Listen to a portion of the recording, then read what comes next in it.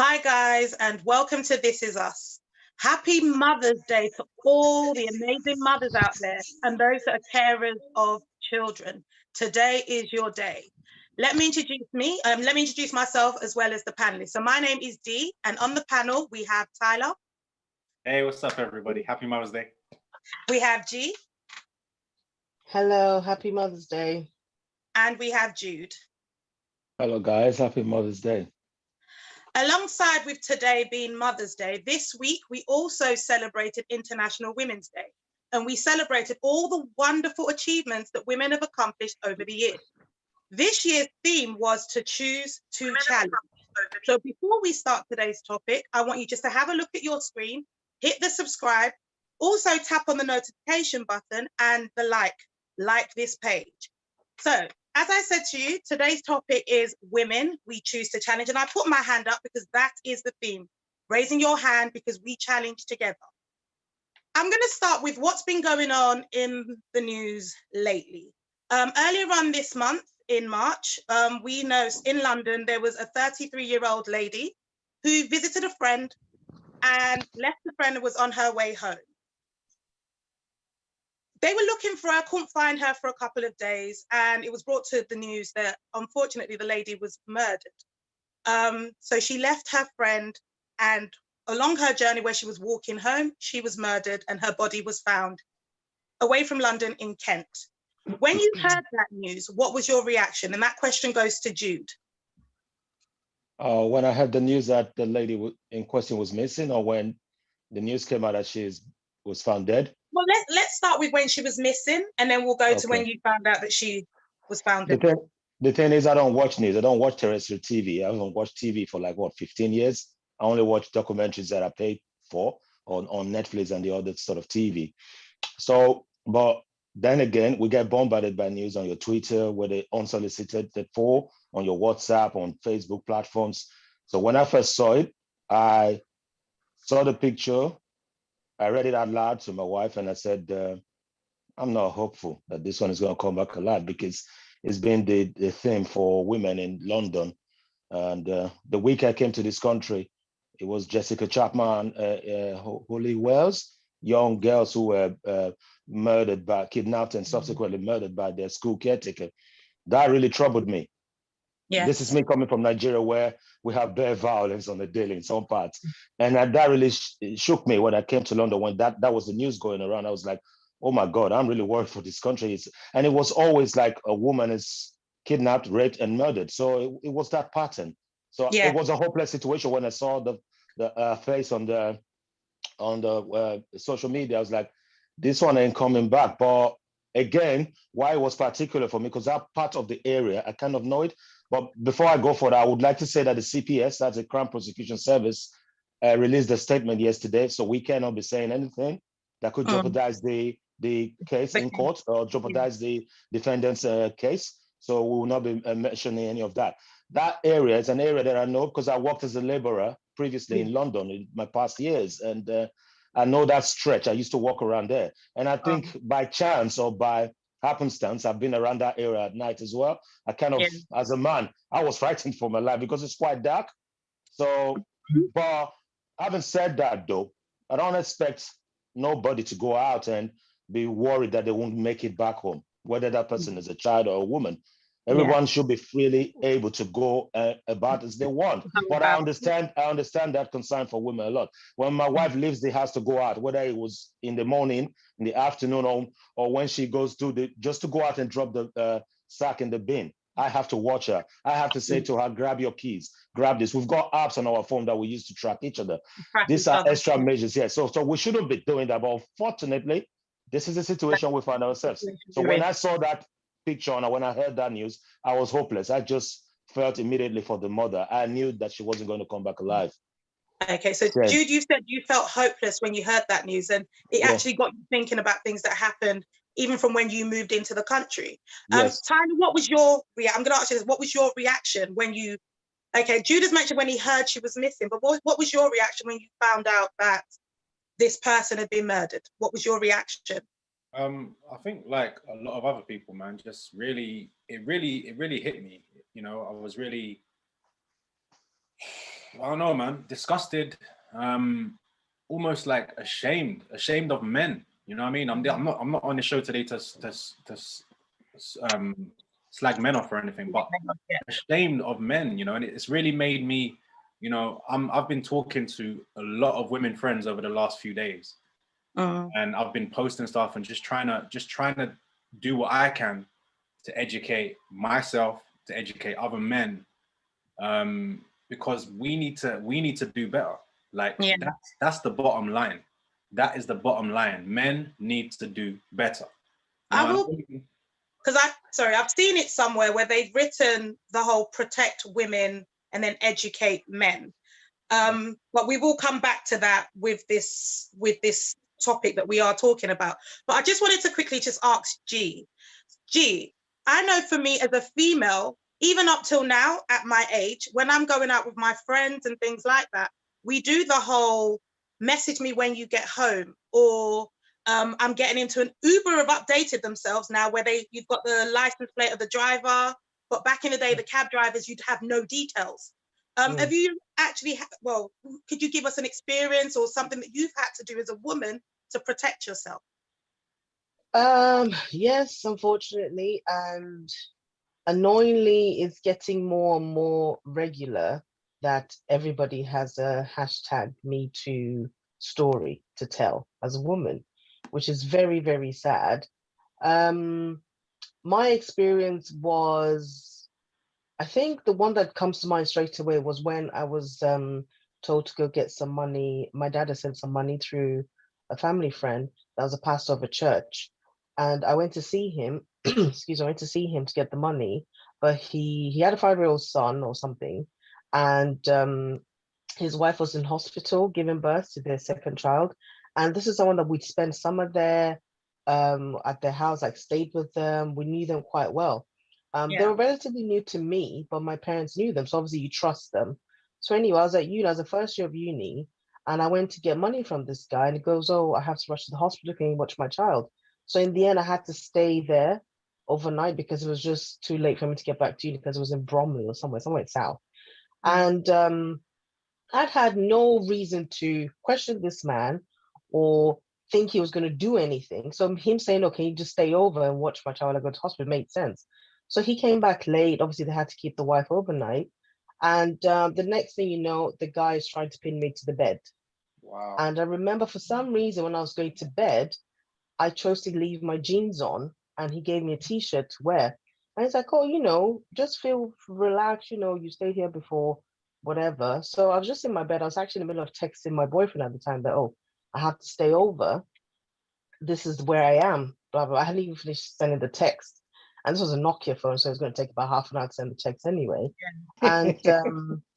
And so the guy came into I was in his son's bedroom, so it's a single bed. So he sits on the edge of the bed and he goes, "Well, are you okay?" And that gut instinct that I think women have differently to men, there was a gut instinct that just said to me, "Hold your phone.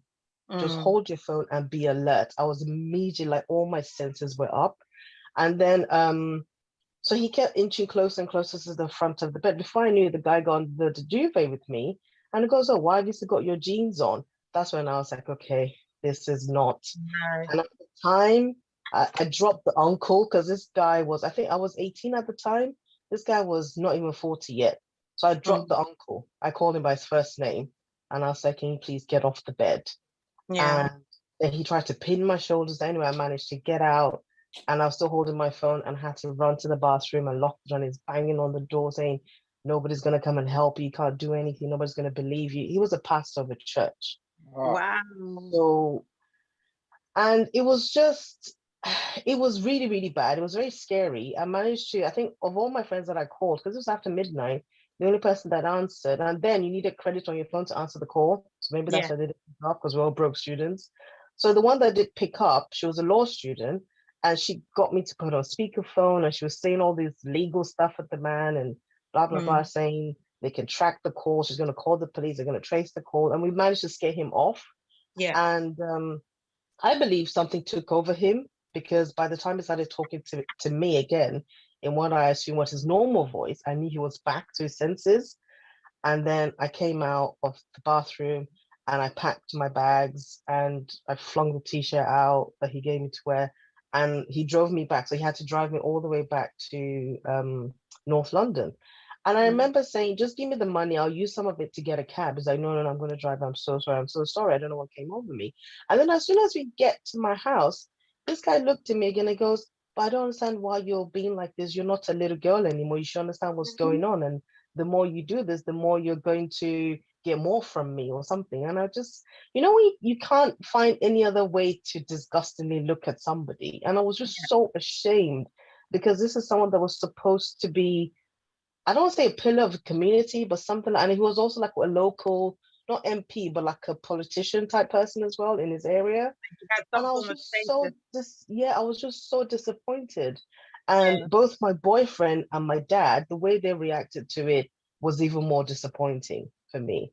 And I just thought, in my mind, I was like, okay, if those two people can't even say or do something to make me feel safe when I've been through this, what hope do I possibly have? That's just one experience I can think of. Tell us, as men and as fathers, how it's important for us to hear how they reacted and what didn't they do, or what did they do that was wrong, or what, I need to hear this as a man, and I'm sure Jude as well, as a father. Yeah. So we know. When I told my boyfriend, he said, did you know that man is normally like that? And I went, no, it's not normally like that. And he was half asleep. He's like, oh, but you home safe anyway? I said, yeah, I'm fine. This guy lived 20 minutes away from me. There was no talk of I'm coming up, are you okay? Whatever. He goes, but he didn't do anything, did he? But the emotional support wasn't there, basically. Exactly. And he played I was literally hysterical on the phone. And it's like, oh, but he didn't do anything, so I'll see you tomorrow, sort of thing. And then, so obviously I knew I was going to dump him. And then when I called my dad, he said, he was very calm at first. And bearing in mind, this is not the first time my dad has had this kind of story before. He was very calm. And then he said, oh, and my dad was in Nigeria. He's like, oh, that's really bad. Did he do anything? Was he able to get into your clothes or anything? I said, no. He goes, so he didn't do anything? I said, no. He goes, okay. He tried. Yeah, he said, as long as he didn't do anything, that's fine. You're in the house now. I'll just make sure I don't send any money through him anymore, and you're not going to go see him again. And okay, good night. There was no, how are you? How are you feeling? Are you okay? There was nothing. He was just like, as long as he didn't get to do anything to you, didn't actually get into you, no, that's not a point. Then it's okay. It's not. Yeah. It's because even when I was looking into this topic that we said we're doing today, I looked in, and I think the statistics, it shocked me. As a woman myself, it was 20% of women have actually encountered, whether it's sexual assault, sexual abuse, sexual harassment, from about the age of 16. And that's 1 in every 5 women have encountered something along those lines. And then you end up with responses, and this is taking us back to the lady we were talking about. And the responses was, well, why didn't she stay at home? And I, as a woman, was thinking, okay, so you're saying to keep me safe is to lock me up, rather than, as Tyler was mentioning, educate and let's talk, let the men know what they can do or what they shouldn't be doing or how to help out. As a woman, I thought to myself, sorry, because she left her friends to go home, that's the problem. She shouldn't have been out. Yeah. We live on this earth together. We should be safe to go anywhere. Yeah. Tyler, what's going through your mind in regards to even that statement? What's going through your mind? That's complete and utter rubbish. Because at the end of the day, it doesn't matter who you are, man or woman. You should be allowed to walk out of your house whatever time of day without feeling scared. I know this comes from a long history of things. So no matter what we are learning now and trying to change, it's going to take time for change. Like that's inevitable. But what I don't get is it's that mentality that a lot of men may have of, women shouldn't be out at night, or women shouldn't be. No, it shouldn't be like that. Do you know what I mean? Women should be allowed to go out at night and feel safe. It's such a shame that, like, and this is why that hashtag not all men is really annoying and really frustrating. It's very similar to the all lives matter hashtag. Them two kind of work together, because saying not all men that's ridiculous. It's not about that. I'm a man that doesn't assault women or rape women or anything like that, right? But still, it's not about that. This is about us learning about the small things.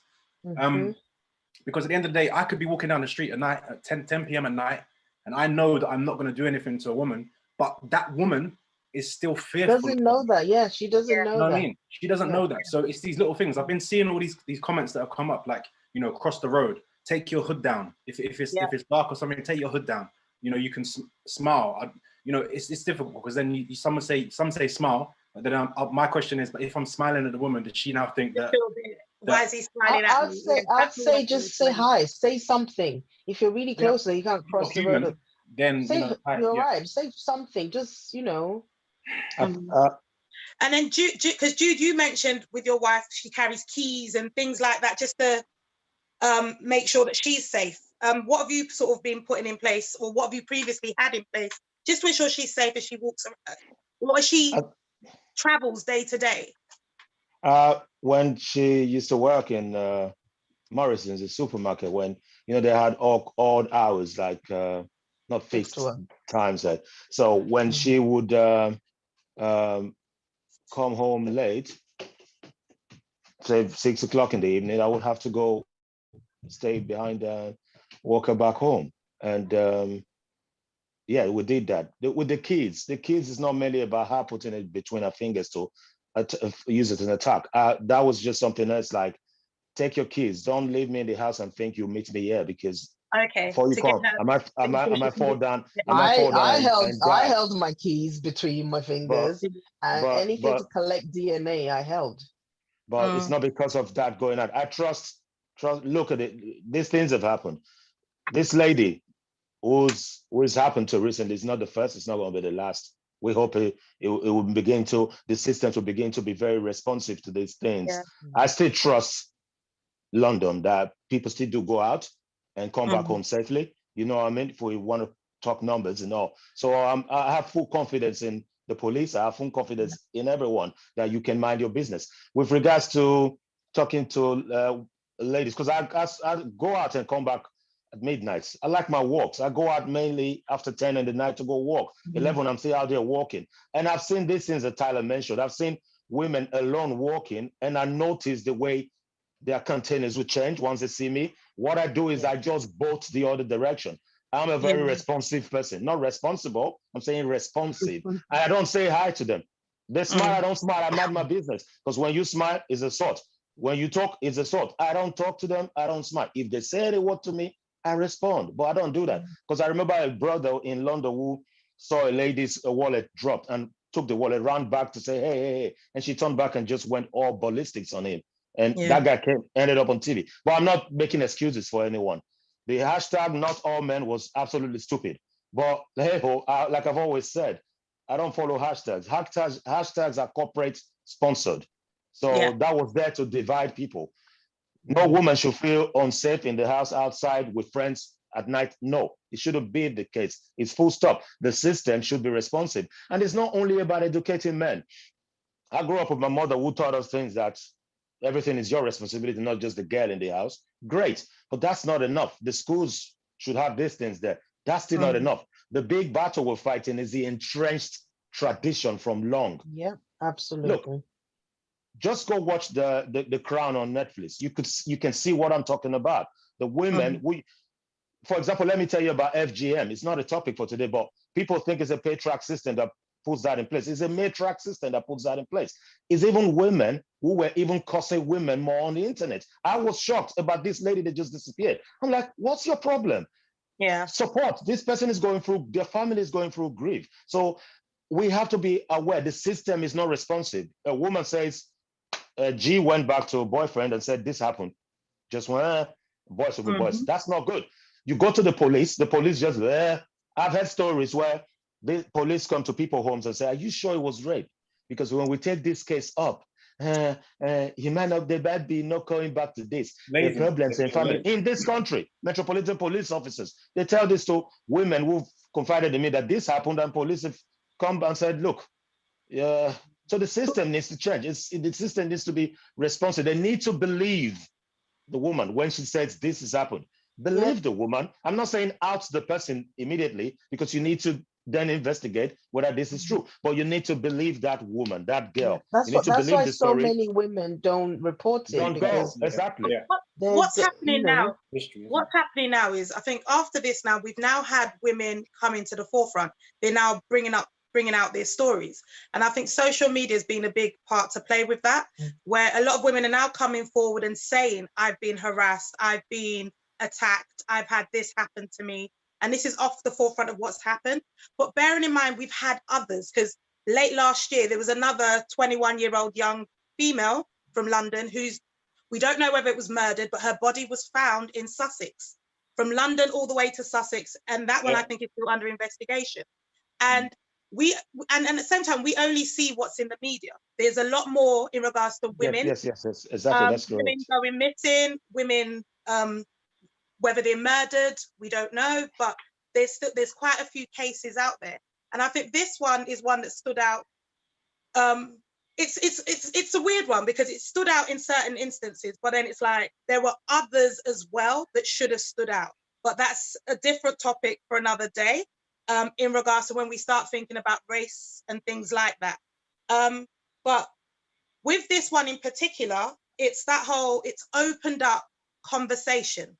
And we know that there is things that needs to be done within our system. We know that women, there's a lot going on with women, and it's not just women, but we are focusing on women because today is Mother's Day and this week is International Women. We've had International Women's Day. We understand that males do go through abuse, harassment as well, but the percentage of that is a lot lower than that of females. But what I want us to quickly touch on is domestic violence. When we start thinking about, we've been in lockdown for some time, there will be partners or females at home with nowhere to go, nowhere to escape. G, what's your views in regards to domestic violence, and especially throughout this lockdown? What's going through your mind when you hear that? Domestic violence. I remember in the earlier days, maybe June time, when we were in the lockdown last year, and the local news came up and they were talking about how there's a lot more domestic violence going on, and my heart really went out to them, because imagine being trapped in your own home. You can't go out to essentially have a break from that. It's one of those things that it's difficult for me to talk about, because I get so angry and I get quite emotional about it, because I have people personally in my life that it's happened to, and I didn't know about it. And I remember there's one case in particular where, when I was told about it, the person telling me had to say, you're not supposed to know about this, because the person suffering the domestic violence knows if you find out, you're going to go and beat her husband up. That's how angry I get about it. But I mean, I think I was even discussing this with my husband a couple of days ago about last year. There was this sign that was kind of developed, so that if you're on a Skype call or video call with somebody and your husband or partner is around and you're suffering domestic violence, there's like a hand signal you can do to them so that they know, and then they will know what steps to take. And for me, I kind of felt like that wasn't publicized enough. Yeah. I mean, like Jude, I don't watch the news anyway. I catch it maybe once every couple of weeks or so. And it's only when I saw Cressida Dick, I think that's her name, on the TV that I knew this big thing had happened with the lady that sadly lost her life. So if I had, because I was like, oh, why is she? Because normally she's only talking about policy and stuff, but she was talking about murder. I was like, oh my gosh, that's how I knew about it, because it's just too much bad news. But the domestic violence thing is something that, for me, is almost becoming, I hate to use the phrase the norm, but it's becoming something like, how with knife crime, after a while you hear it over and over again and you start to get slightly desensitized from it. The domestic violence during the pandemic has started being like that as well.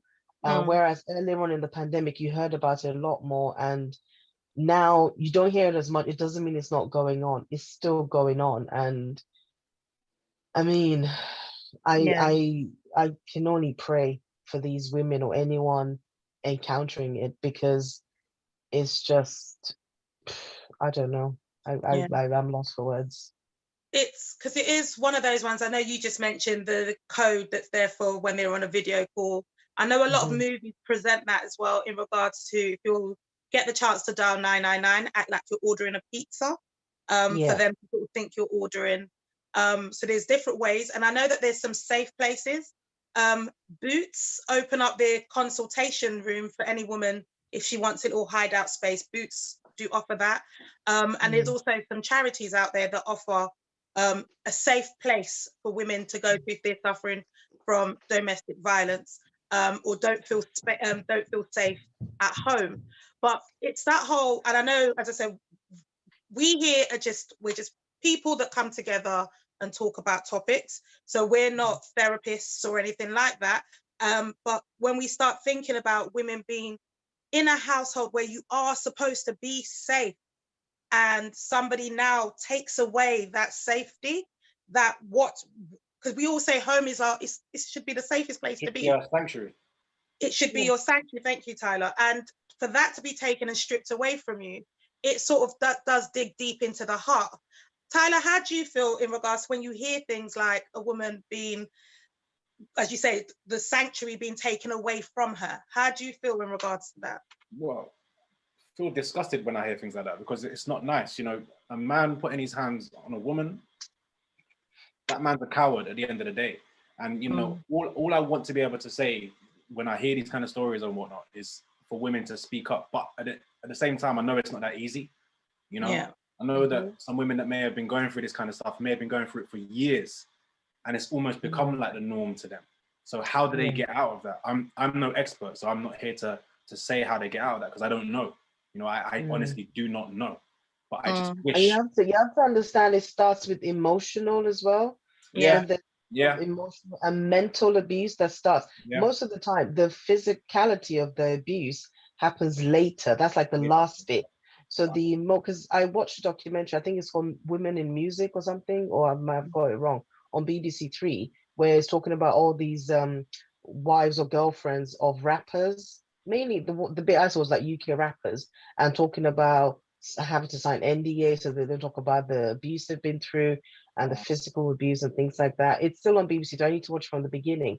And there's this girl that she said, I don't care about the NDA, I have to talk about. And she kind of she posted a series of videos, because what she do is when obviously her started emotional and mental abuse, that started first. And then when the physical one started, she used to be able to put her phone, obviously most young people on their phones. So whenever it starts, she'd press record on her phone, so you could hear everything, you could see some stuff as well going on.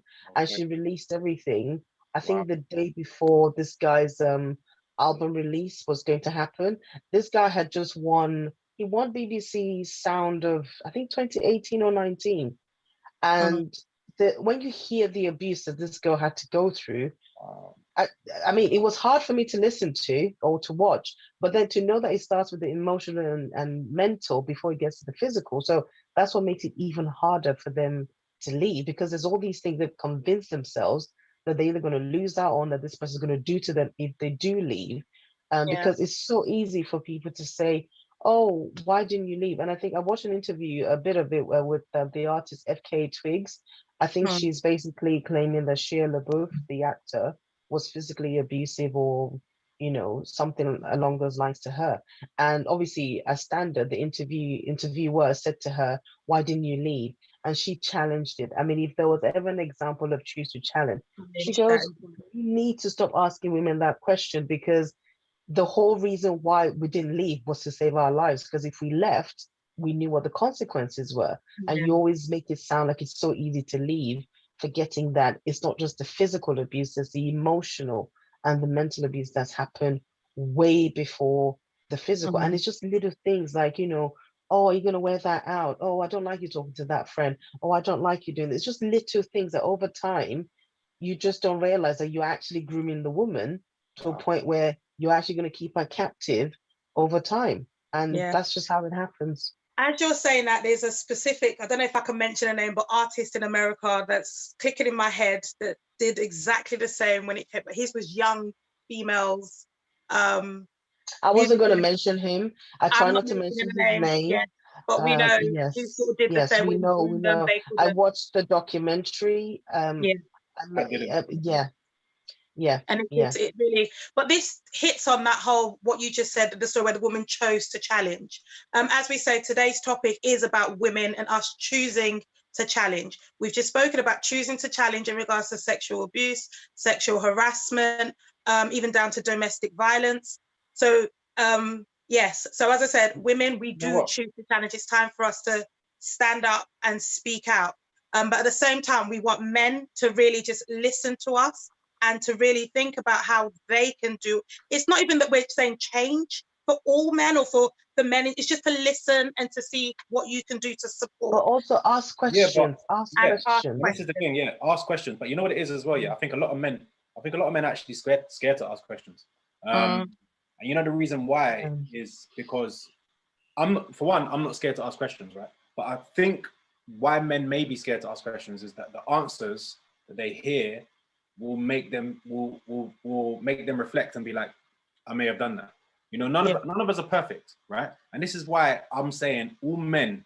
You just said there that not all men need to change, but essentially all men kind of do need to change, because it's like it's the small things. They do. Do you know what I mean? You should definitely feel you can ask questions. The physical and what it's the looks. It could be a look. It could be the way you smiled at that woman. You wouldn't smile at a man like that, but you smiled at a woman like that. It's these little things that have been a lifetime of things. The same way you say that, I know of men that have stood by and watched other men abuse women. There you go. That's a massive thing as well. Emotionally, physically, mentally. And then when I've challenged that man, the response is, well, I'm not like that. But you didn't check your friend, did you? Yeah. You didn't. That reminds me of what we teach the children in regards to bullying. And that's what we call the standby, the person that's standing by, watching it happen and believing that because they're not involved, it's got nothing to do part with of them. it. Exactly. But you are part of it because you are watching. You're an accessory. That's what they call when you get arrested for joint enterprises. When you didn't do the stabbing, but you were with the person that did the stabbing, you can still go to the prison. You saw it happening. You did report it. You did. Someone messaged me on Instagram because I've been putting out some stuff recently, and I'm looking to do something on Wednesday night with a group of women talking. And someone actually messaged me. A man messaged me something quite good, and I'll repeat what he said. He basically said that men that do these kind of things, whether it's the actual sexual abusers or they're assaulting women, they're killing women, all these kind of things. Some of these men, or probably most of these men, have really double standards. And what he said is that these same men that are doing things like that, if another man was to do that to their sister, their mother, their wife, whatever it is, they would go mad. So it's like these kind of men especially need to be educated as well, that look, the same things you're now doing to someone, let someone come and do that to your family or something and see how much you wouldn't like it. This is the thing that that I don't understand about men specifically like that, because it's like, I've got mother, I've got sisters, I've got my daughter now, so it's like, how can I be going out on the street acting a certain way towards women when I'm raising a woman that I'm expecting other men not to do? Do you know what I mean? It's double standard. I think it's because a lot of times most people don't think about it that way. If they're doing something, because in my mind, I believe anyone that commits any sort of abuse on somebody else, because abuse is like bullying at the extreme. Anyone that does something like that is getting some sort of gratification from it. And there's some sort of selfishness attached to it, in the sense that at that point in time, they're thinking about them and what they're getting from it, because they're getting the power, the control, or whatever it is. And they're not at that point going to think about their mom or their sister or their girl cousin. They're just not thinking about it at that point in time. And every time they do it and they repeat it, they're getting something from it. Nobody does anything for nothing. They're getting something from it, be it some sort of satisfaction or just control. The fact that you can control somebody to go change their top or change their hair or not talk to that friend or not do this so you can keep them as your pet or whatever, they're getting something from it. So at that point, unless and most of the time, remember, this sort of instances happen in secret. Nobody else knows about this. The same way older men groom younger children, they say keep it our secret, because if you talk this and this and this is going to happen. Either they spin in a positive way or threaten you. So you don't tell anyone. So it's your own little secret. So at the end of the day, it's not like someone's going to see what's going on and then be able to comment and say, oh, what about if that was your mother? What about, even the mother doesn't know. So it's something that just happens in secret. And I think Tyler said, or maybe Jude, women have to speak up. They have to find a way, either by the hand signs or somebody. I always say this about, just in general, just find somebody, just one person you can talk to, just one person. Yeah. I've got a statement written out here which just says that women are not the reason that women get attacked, and more needs to be looked into in regards to the predator. So a lot of times the whole saying, oh, it's her fault, or was she dressed like this, or what was, as in, it's always sort of, sometimes people try and push it to be like the woman was at fault. And it just said women are not the reason. So if a woman feels that way, you are not the reason. It's that person that needs to be looked into, because for another person, whether it is male or female, but we are, as I said, we are focusing on women. So whether it is male or female, they need to be looked into as to why, what's going through your mind, how can you do that to another person? How can you say that to somebody? Jude, how do you feel about that when it is actually said women is or are the reason? How do you feel about that, Jude? I think I'm glad that you used that term predator, because I was going to use it earlier. It's one word I just kept in my head that I have to use today. You've heard stories where pets, dogs, people keep dogs at home. And when the dog is gone out to attack the owner or somebody out on the street, what do they do to that dog? If you can remind me, they put them down. You know why that is? Because they don't want you to go on an attack. I'm not asking for men to be killed, but if the death sentence come, we might take a vote on it. Men are predators, it's fact. Men kill men, men kill women. So man is the problem.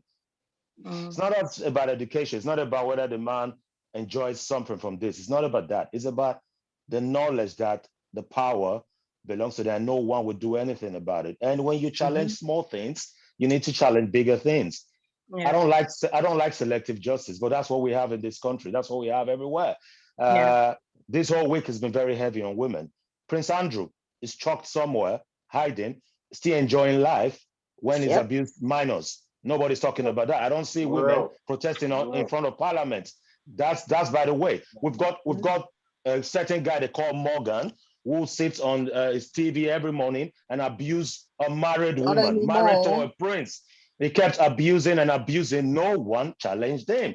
It was only women who was still standing, telling him you're wrong. Well, we also saw what happened when it was challenged. When you go follow his Twitter handle and you see the decadence in this country, and I'm talking about men, and majority are women, supporting that Morgan, that human being. So you see, we can repeat slogans as much as we want. We can discover any sign we want to put up there. We can do whatever, do hashtags. It ain't going to solve the problem. The problem is the system needs to be uprooted. The system that protects Andrew needs to be uprooted. It's fact. And we talk about, oh, the house is a sanctuary for the woman. Let me use myself as an example. I don't earn much, but I feed my family. You think if I start doing things here and she will run out? No, because that comfort is there. Because when she goes out, I'll tell you, I have the experience. I'm not an expert. I'm a social worker. And I have experience of those charities you just mentioned just now. You wouldn't want a woman fleeing domestic violence to go be in one of the hostels they put them. It's worse than where you want to put rats. Anyone can quote me on this. I've worked in those places. I've sent women to those places, unfortunately. But where's Prince Andrew? He's chalked up in a palace. Where are the women who were being beaten? Nobody believes them. Nobody ever believes them. Look, I know we don't want to call out race or anything, but look, we have to be able to have and discuss those uncomfortable truths. We have to be uncomfortable enough to discuss them. Yeah. May her soul rest in peace. This woman who just died, she ain't the first. We've got black girls going missing and murdered. Nobody talks about them. That's by the wayside. We've got white women killed as well. Nobody's talked about them. Is it because this woman, as some media commentators say, is blonde and she's middle class? She's got a good job. Parents are middle class. What is it? If she was from a poor home in South London, in Peckham, would we have people come and reclaim the streets and out on the streets? I'm telling you today, no, because it's been happening. So slogans, I don't do. Hashtags I don't do. The system needs to change. If you protect an Andrew, don't fight to convict somebody else who's done this. I don't know if you get my point. This is where I'm coming from. The system needs to be uprooted. You need to, the system don't help. There are people that are fighting for it, because every year we have our shadow secretary that does mention in Parliament the women that have either been, I think, murdered or died or by a man. Sorry if I could cut you there. Who's your shadow secretary for justice? Shadow Minister for Domestic Violence. I think her name is Jess Phillips. Good that you mentioned it. I was going to come to her. This is the same person asking for justice. She read out some names in the Parliament the other day. But she is the same one who's met abuse on her female colleague, Diane Abbott. This is what my problem is. You're fighting another woman. You don't see all the abuse and threats that they will rape Diane on the street and kill her. You don't see it as anything. But you're screaming because it's happened to someone that looks like you. I don't see Jess Phillips leading that. She shouldn't be doing it because she's bullying other people. It's facts. Yeah. But that's the thing, because I think as women, we have our issues with what's going on in society, but then there's also the issues that we have as being Black women.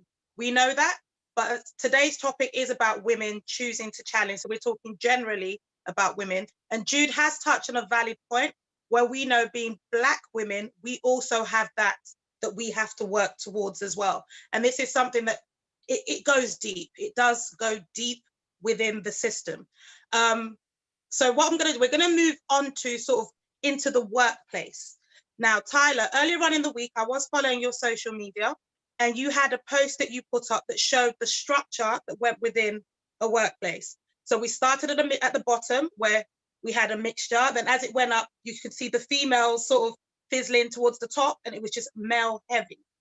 Now that it happens in not all workplaces because some workplaces have fought for equal balance of equality and equity occurs, so it's fair. But we know majority of workplaces that does not occur. Tyler, in your profession, because as an actor and a photographer, I'm not sure, do you sort of see that happening? The progression and things like that within your workplace?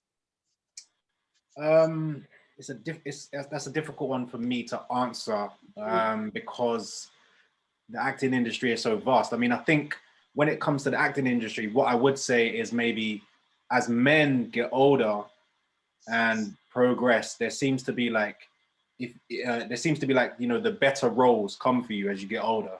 You know, like there's, you know, older actors like friends of mine that are now in their 40s and they're getting like, you know, the lead roles and the bigger roles now.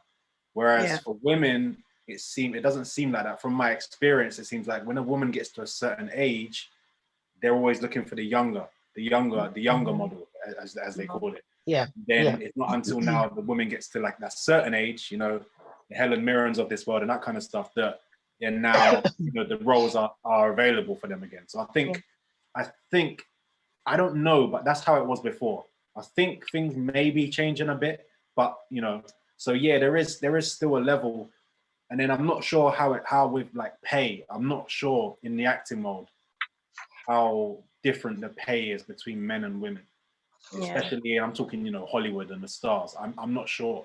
So it all depends on what's disclosed as well, and we wouldn't really know. But G, what about because you're an accountant, but with your occupation, chartered. I apologize, chartered accountant. What's it like as a woman? And I know we can talk about because I've got mine in regards to being a Black woman, but I'm talking generally just as a woman. So in terms of my area of expertise and my field, the good thing about it is that once you get your qualifications and as you get your experience, depending on number of years, whatever, and where you live will determine your range of salary you should get. So that makes it very easy to win arguments like, excuse me, I live here and I've been post-qualified this number of years, blah, blah, blah, I'm in this field. So hours every year we get like, and you can get it from all the top accounting agencies. They do a salary guide. So you know exactly what you need to ask for, to the point where you just need to say to your boss, the salary guides are out now, can we have a review? And they'll have a conversation about it, done, no arguments. But in terms of other areas, I know there are gaps. And like you said, Tyler, with the Hollywood thing, the gaps have been showing, and the disparities mainly between the white Hollywood stars and the black ones. Yeah. Taraji P. Henson shared that she got paid 30 grand. That's how much she earned, 30 grand after taxes and paying her staff for Benjamin Button, which I believe she was like the main leading person after what's his face. So, and then there's a lot of Hollywood women and the white ones that bring along, as they say, the black ones, and it was only because I think is it what's her name, Spencer, Octavia is her name, I can't remember, the lovely black lady. She managed to share what she earned on the Help. She shared her pay packet with the star of the show. I think she's like a redhead. I don't know Hollywood names clearly. She shared it with her, and she was flabbergasted. Like, what do you mean? We're in this together, but this is what you're getting paid. And so it's because she disclosed it again, like someone said, unless you disclose it, you're not going to know. So for me, in terms of my job and what I do, I know what I should be getting.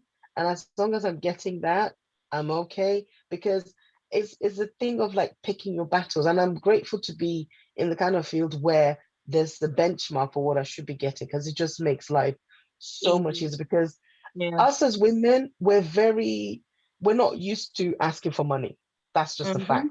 This job I'm in, when I was given the offer, I challenged it. It was the first time ever in my life I'd ever challenged an offer. And I said, no, you've given me a range, but you're giving me the minimum. I want the middle. And they said, you know what? Give us 6 months. We don't know what you can do. Let's see what you can do. And if you meet the expectations, we'll match it. So I said, fair enough. So we had a conversation later on. But I remember I did it and I felt this, I don't know if it's shame or something, like, oh my God, how greedy of me. Whereas a guy would not even think twice. I remember a few years ago, I was looking for work or whatever. I was thinking of changing jobs. And there's all this stuff I saw. So I can't do that, I can't do that, I can't do that. And then a colleague of mine, who was a guy, said, you can't do that, because the way men look at CVs, they look at a job spec, and as long as they can do 30% of it, they're going to apply for it. But women will want to see that we can do 80 to 90% before we apply for it. He's like, no. And that same person also said to me, take off Miss, because I used to have Miss in front of my name. So I take it off. Your first name is quite ambiguous. They don't know if you're a man or woman. Men get called more for interviews. That's just the fact. Take that off. When they speak to you, or they've seen your CV already, because the CV will get through, because it doesn't say if you're male or female on it. Take that off. And he just helped me. And this was a guy, well, we're looking for a job at the same time. And so he helped to show me all these little things that you don't realize work against you as a woman, which is just. But women are really learning. annoying. I think we're learning in regards to the workplace that we're learning from the men in that sense. That whole, if a man says he can do this and he can't do it, he'll go for it. So why can't we do the same? So we're now learning to sort of speak up and say, no, that's not right. I can do that role. I can apply for that role. I've actually seen a lot of that occur, where women have sort of been eligible for certain roles but not been promoted to it because they're women. And I can actually point maybe some of them maybe because they are Black women as well. But it's just a society we're living in, and it's something that we are choosing to challenge, because those females I know challenged that and were very much, this isn't right. Jude, what's it like at your workplace in regards to the structure? Is it, or should I say, I don't want to put it down to your workplace, I put it down to your occupation, because we don't want to talk too personal in regards to where we work. But I'm talking about in your occupation, is when you look into the leadership, is there a good variety of like gender balance? Is there a gender balance in your work? Absolutely not. Absolutely not. There are more women in my profession. So in fact, I can argue from that point, it's saying too many women, but that's not where I'm going. No, it's fact. You've asked the question, I've answered you honestly. Absolutely not. So I'm a social worker by profession. So health and social care is populated by women, which was something that brought about the feminist theory and anti-discriminatory and anti-oppressive practice in social work, because they were challenging the aspects of it being a caring job because of that role that society automatically ascribes to women, that they're the carers.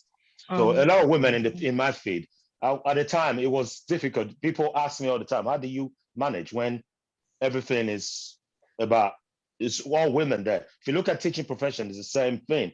But having said that, I think when you go up into management and above, are they still female? Because in teaching, The chief social worker for children is a woman. Chief social worker for adults is a woman. Principal social worker is mainly a woman. We've got directors called across.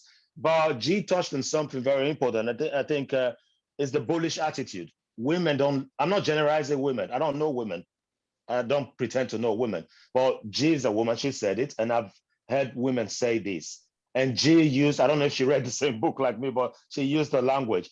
I've heard women say they go out there, negotiate what the salary range, and they come out feeling so ashamed of themselves, like they've done something wrong. Meanwhile, the guy will go in there, be bullish about it. I've rejected so many jobs. I've been offered team manager's job, and I said, I ain't managing no students and doing this, and you pay me that. I walked out. You see, I can take that risk. But we must not forget biological aspect as well. The woman thinks, this is what this woman has told me. She thinks, oh my gosh, I've got mouth to feed. I need to contribute to the home. I can't just walk away. Meanwhile, the man seems to be able to be bullish about it and take more risk and say, you know, I'm walking out and go out. And he might even go somewhere else and get lesser salary. But just the fact that that man, I've walked out of that office, I feel that triumphant victory that, yes, I've done it. I walked out on those guys. So I think it's a very important thing that G touched on. So for me, it's not about whether women can do the same jobs with us. A friend of mine recently, the wife, I met her at the supermarket, and she was saying, I said, oh, have you qualified as an engineer? This lady is so intelligent. And she said, yes. I was like, wow. Have you started working? She said, no, Jude, I can't find a job in London. They're asking me to go outside London. I said, then go do it. You need to go. You need to go big up you because you can't waste this talent. We need you. But she touched on something. My husband says, no. I said, why? He's doing his work. He's getting somewhere he's getting. You need to go. But she said, no, Jude, I can't leave my kids. I can't just get up and move them. Very important fact she's touched on. But yes, I was egging her on to go do it. But the fact remains that she can't leave her children to go do that. So that's the odds stacked against her. So those are the barriers that society needs to work to remove. So we don't put barriers in front of women because they have to go off to have a child. I've seen a woman where she's had a child and colleagues at work will say, she times it very well. She'll come back from maternity leave and plan it again, get another maternity leave. I'm like, wow. What's your own? Yeah. So if colleagues are saying this, imagine what the hierarchy is saying. No, we can't trust this person. You see where I'm going? And I've talked to women too about banking. I know a young man who, when they told me how he earned about £18,000 weekly, I was like, whoa, you are rich. And this guy said, I don't think you'll be able to do this job, Jude. I said, why? He said, I'm on my feet almost 24 hours. I don't have a life. Most of my colleagues are jumping off windows and committing suicide. He said, do you think you'll be able to do that? Do you think a woman will be able to do that? And the woman said, no, I don't think so. I don't want to go die because I want to earn 15K. So there is the bullish attitude about that. And like G said, most women just come out of those meetings and feel very ashamed that they didn't even try to negotiate the salary. The man don't feel that. We have our millennials and we have the younger generation that are coming through, and they have got that mentality. Yes. The younger females coming through are the ones who stand up all day and say, I'm earning this cash here and I'm going to make They invented boss bitch. Yes, they're the boss and girl. I'm like, okay. No, so you see, it's good, like I said earlier, it's good to have slogans. It's not about slogan. A lady came into my children's school recently. I was telling my daughters and her colleagues, go be social workers. When she mentioned it at home, I warned her. I said, never, ever. I said, you see, that's what I do. Do you want to be me? I said, exactly no. I said, you can be anything. You can fly planes. You can be an engineer. You can be prime minister. Don't let no one come tell you go be a social worker for what? Because they're already putting it in her head. That's a woman doing it to a girl, saying that's the role for you in life. No, that's not the role for you. It's like when they used to tell women or girls when I was growing up, that they can only be nurses, they couldn't be doctors. Exactly. And you're like, what do you mean? But I want to be a doctor. Like, oh, no, that's, you need to. So nurses, it's not about a slogan. We must be careful. Job, it's not about a slogan. We have the ability. Things have changed. We have got a lot of women that are choosing, as I say, choosing to challenge, are challenging and are making it, and have changed laws. So let's take, for example, Venus Williams with Wimbledon. Wimbledon, we know, before males would get paid a certain amount for winning and things like that, and women got a different amount. And she fought that to the point now that the prize for the females and the males are of equal. And that Venus Williams standing her grounds and saying, no, that's not right. It should be the same. We're playing the same sport. And that's gone through. But we know that's for Wimbledon. But what about women's football? What about all the other? They're still struggling. They're still struggling. Yes. Yeah, women's football struggling massively compared to men's football. It's going to take.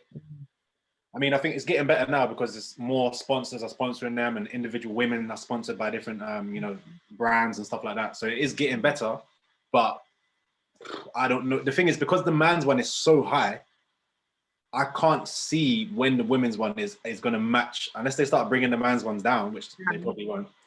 Yeah. But like I said, we can't just sit back and allow. We have to keep speaking up and absolutely. But the barriers are there. You touched on a very important thing, Tyler. You spoke about sponsorship. I think the female football is coming to terrestrial TV. Can you believe that? Yeah.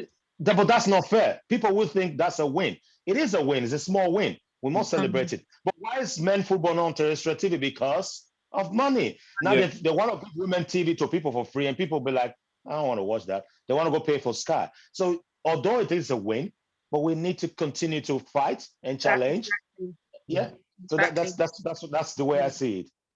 And then we have the female leaders. If we think about our New Zealand Prime Minister, we've got Jacinda Ardern, who's the Prime Minister of New Zealand. We've also got the Prime Minister of Norway, Erna Solberg, who have set for women to show that we can be prime ministers.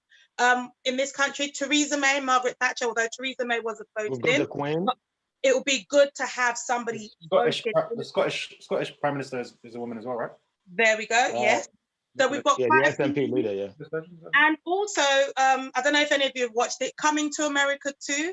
They literally were pushing for women, where he was trying to take his son, and the daughter deserved the role, and at the end he changed the law and said, you know what, my daughter. Don't give spoilers away, man. I do apologize. Don't do that. Don't do that. We're waiting for time to watch it. I've seen it, but no comments. Yeah, I'm gonna spoil it more. Davido is in that movie. Yeah, there you go. And then let's talk about Hillary Clinton. Hillary Clinton ran for presidency. She got the most votes. Female got the most votes, but unfortunately, the presidency was given to Donald Trump because of the way they work it out by states. So Donald Trump won, and he had his 4 years. Now we've had another election in which Biden won, and he has brought on his team. He has our now vice president, who is Kamala Harris, a woman of color. So we know our young princesses, our young daughters can see, when they look there, they can see a woman has made it to be a vice president, and is a woman of color has made it to be a vice president. So we'll be looking forward to a woman becoming the president of the United States. Don't forget Ngozi, we've got Madam Ngozi Owela. Yeah. But with the vaccine, we've got women that are pushing, making their way, fighting through, choosing to challenge. So what I want to just put out there is, women, we have each other. I know we've touched on it within this episode in regards to there has been women of color and women sort of going against each other, but we need to really think about what we need to get through. Before we start looking at the color of each other, let's look at us women getting to where we want to get to. When we get there, then we can start thinking about all the other things that come into play. But what I wanted to say is, we choose to challenge in regards to sexual abuse, sexual harassment. We choose to challenge in regards to our leadership roles, progression. Women can do the roles. If they want to try, give them the chance, not just knock them down because they are a female. Women can be leaders. Women, there shouldn't be a pay gap between us. Women are playing football and male playing football. Why? I know it's all about the funding and the money in regards to what people watch on TV, but why is there a difference in their pay? Women, we just have to keep speaking up. So I'm going to say to you all, happy International Day. International Women's Day belated, because that was last week. But I'd also say happy Mother's Day to our mothers out there who are raising the next generation of our sons, our kings to be, and the next generation of our daughters, our queens to be. So we want to say to you all, keep doing what you're doing, stay strong, and this is us, and we will see you next time. Bye. Thank you. Happy Mother's Day.